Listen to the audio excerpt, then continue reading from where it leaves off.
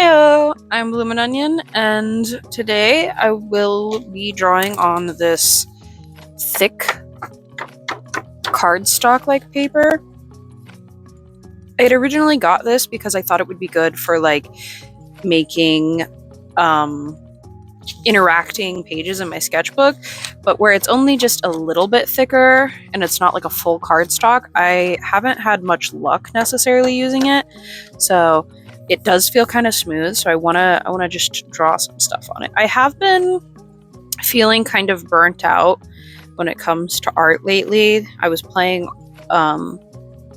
different strokes almost every single day, and I don't know. I want to draw, and like I enjoy drawing still, but like I can't think of things to draw, and I struggle with what I don't know very well. So like I really struggle with anatomy and faces, and so like that limits a lot of what I can do and how I feel about my art. I do like more cartoony faces for this reason, as they just are easier to draw, and they offer a wide variety of expression with very little like detail. So it's just, I don't know. I have been drawing almost every single day still. I'm just not drawing to the same level that I normally do. And it's been making me, I don't know if I'm just burnt out because I haven't been drawing the way that I normally do, or if not drawing the way that I normally do is a byproduct of feeling burnt out.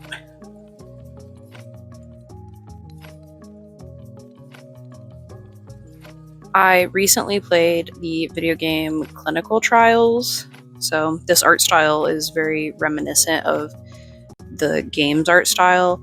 I just really like how simplistic the facial anatomy is, because it's basically like you get these big eyes like this, and then you get like a mouth and maybe some like lines like that. I'm not even sure the characters have eyebrows now that I think about it. I guess you could give them eyebrows if you wanted for more expression, but straight on, the characters, their faces kind of look like gumdrops, which I really like. I like that. It's very cute aesthetic, I think. So when you combine those together, it just gives you something like this. And then I like big ears. I don't know. I like when drawings have big ears. I just feel like it gives them personality. And this is how I would normally draw like a head shape. And I don't know, I always feel like I mess up the chin line, and then the ears go like this.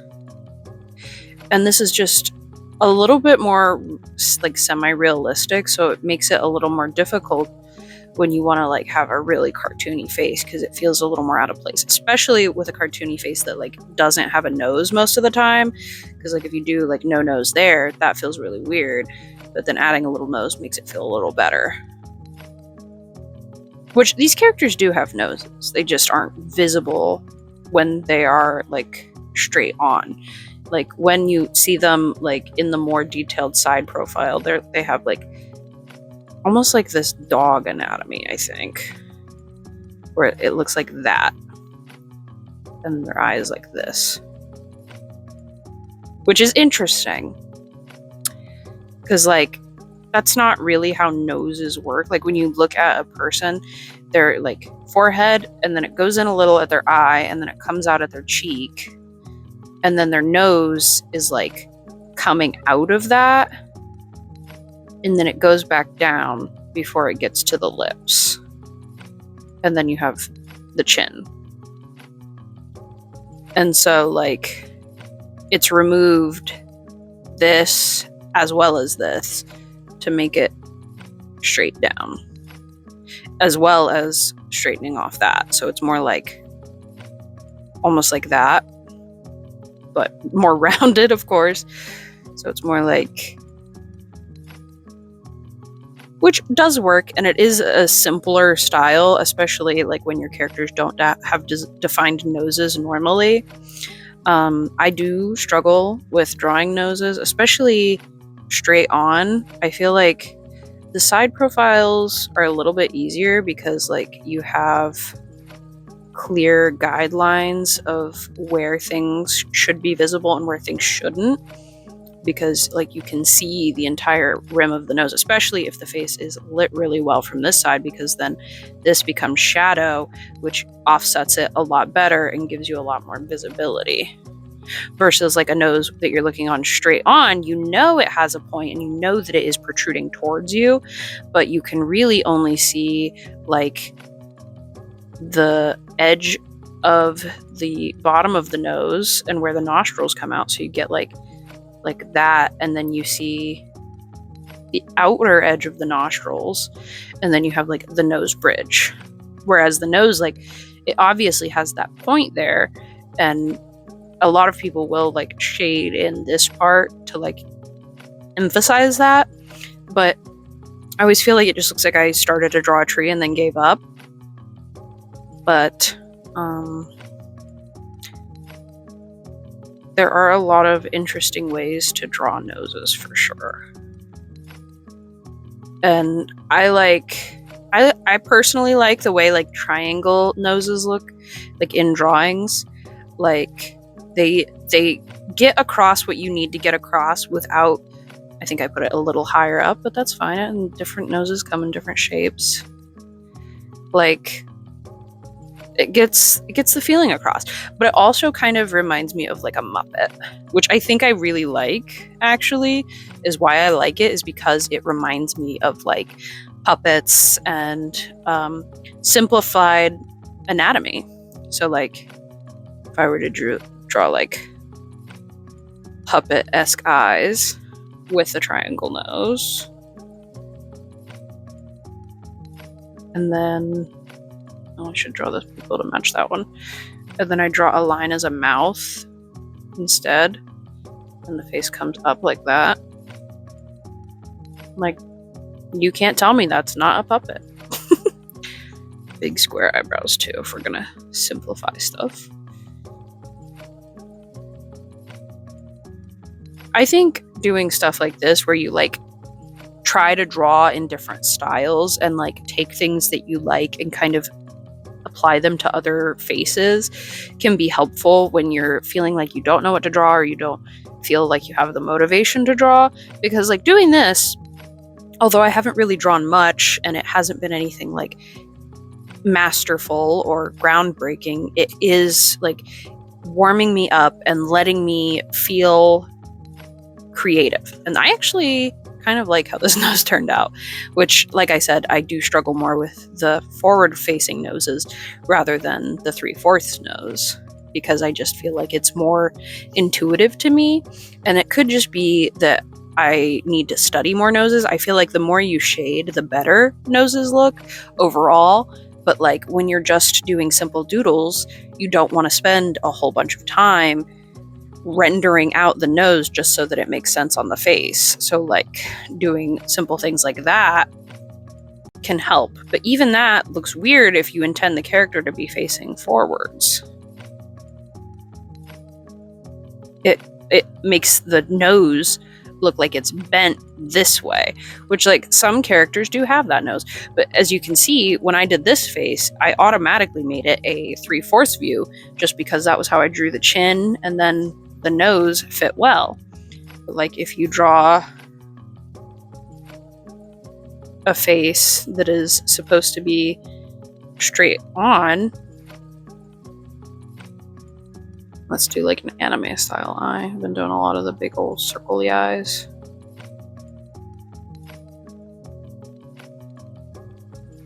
And then you can do that nose, but it still almost makes it look like they're turned this way. And now it makes it look like they're turned that way. So like that is why a lot of animators, like in the anime field, will just do a single line because it feels less leading, because there's not as like a clear point, or something like that, to where there is like the implication that there is a nose, or even something like a small check or swoop to represent a nose. And then you can even add the bottom check to the pyramid to kind of give a different implied nose shape. I don't like it when they don't have eyebrows. Their face feels naked. I feel like they can be hairless, but they can't not have eyebrows. It's just interesting. No, I don't want that one to be evil. Evil. Overall, this paper is pretty good. I do feel like it held the pencil a little more than I probably would normally like when I erase, but like overall, it feels nice to draw on. Of course, there are just people that do a circle for a nose, which also feels very Muppety, in my opinion. I'm gonna draw Muppet mouth.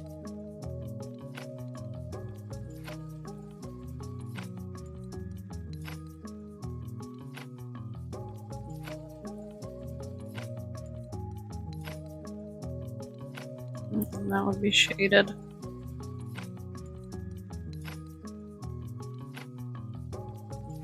You can give him squiggly eyebrows.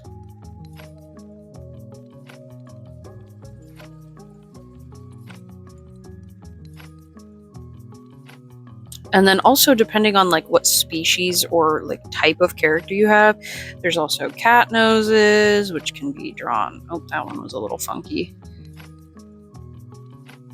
Kind of do like 3 bumps. So 1 bump, and then you move back in, and then a longer bump, and then the second bump kind of matches that one more.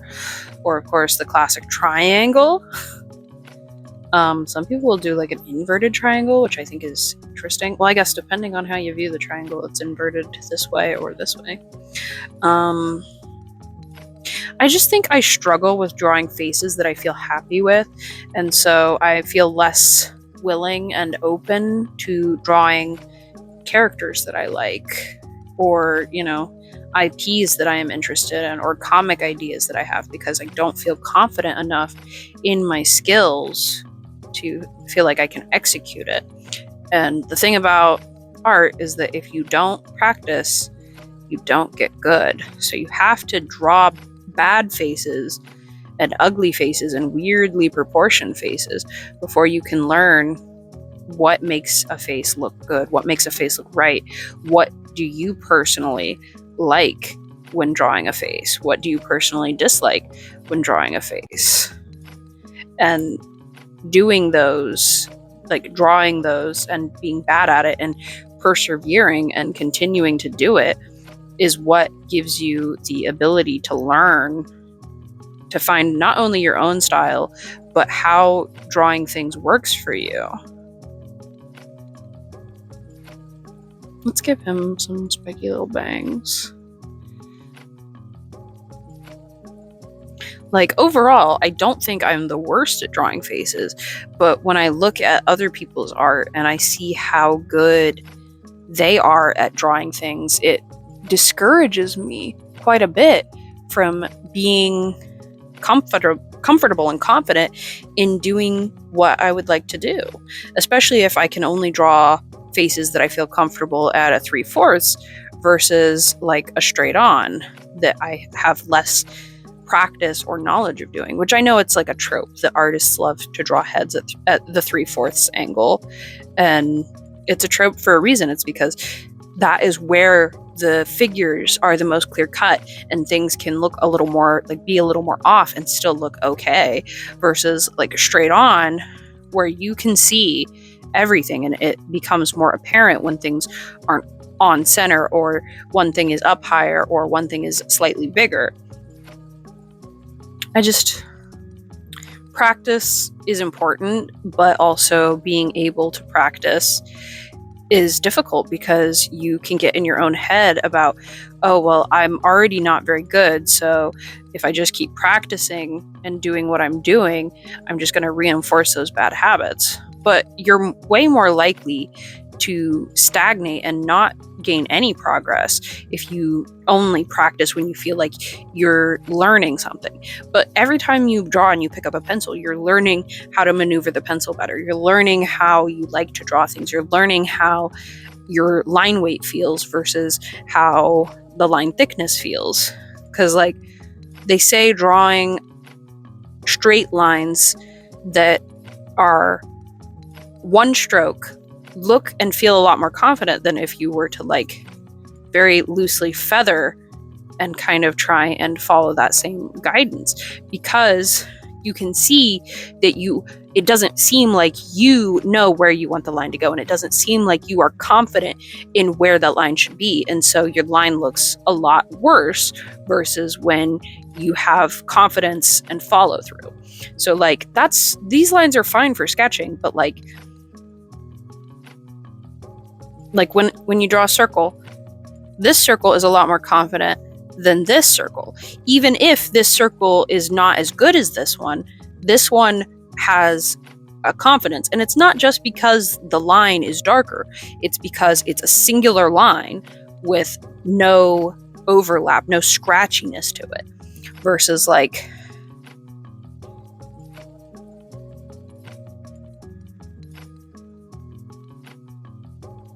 so like this is best, second best, and the quote-unquote worst.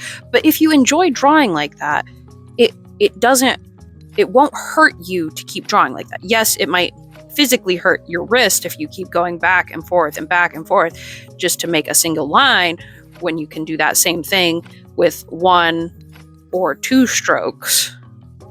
But it doesn't hurt your progress in actually learning how to draw and where forms go if you're still uncertain, because these lines do stem from uncertainty, which you can see I use them. I use them when I'm sketching because I'm not certain where I want things to go. And when I do a certain line like that, like here or here, they are a lot darker and thicker and harder to fix and harder to go over and harder to kind of like rework.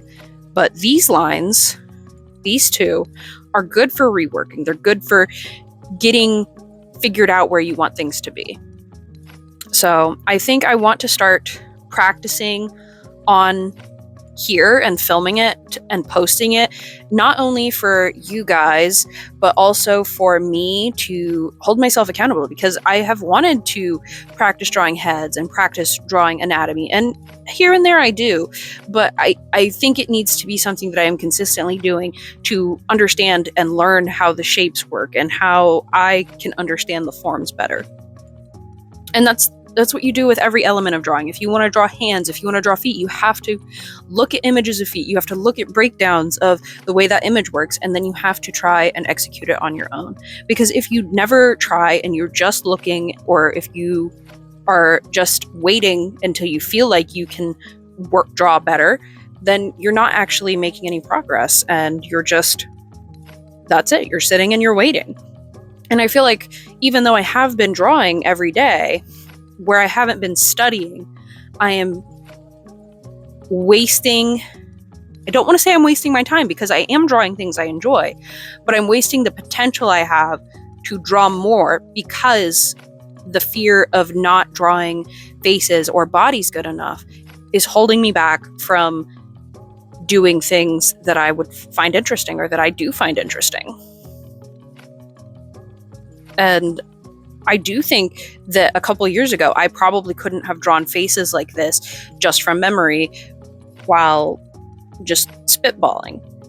And so that is a big progress in itself. So like, even if you are only drawing things that you find fun, you will make small progresses as you go, because you get more confident, you get more comfortable and more willing to try things, which is why it's important to practice. Because if you can get comfortable drawing the circle, and then you can get comfortable adding in the jawline, and then you do that a bunch, and then you get comfortable doing that, then you can go on to adding the eyeballs, or adding the nose, or adding, you don't have to draw the whole face at once in order to get comfortable with it. You could just draw a bunch of people just with eyes or just with noses. If that's what's going to get you to a level where you feel comfortable enough to draw them all together, you can take it one step at a time. And a lot of people do that. They will draw a lot of bald people, or they'll draw a lot of hair with no head or no face attached, because they know that they have an interest in that. And if they try to do the other stuff, it's going to discourage them. Like, I only drew 2 things of hair, and I don't really like drawing hair because I'm not good at it. So even when I did draw faces that I'm not happy with, I avoid drawing hair because I know that it's going to make the drawing feel less to me. It's going to feel like it's not as good in my eyes, even if this is somebody's goal to get to. And that's the thing, is that you can't compare yourself to other people. You have to compare yourself to you in the past. And I will eventually post a video going through a bunch of my old art and stuff like that. But for right now, I think I'm going to be done with this, and I will see you guys in another video shortly, hopefully. I've been Blumin-Onion, and I'll smell you later. Thanks for watching to the end of the video.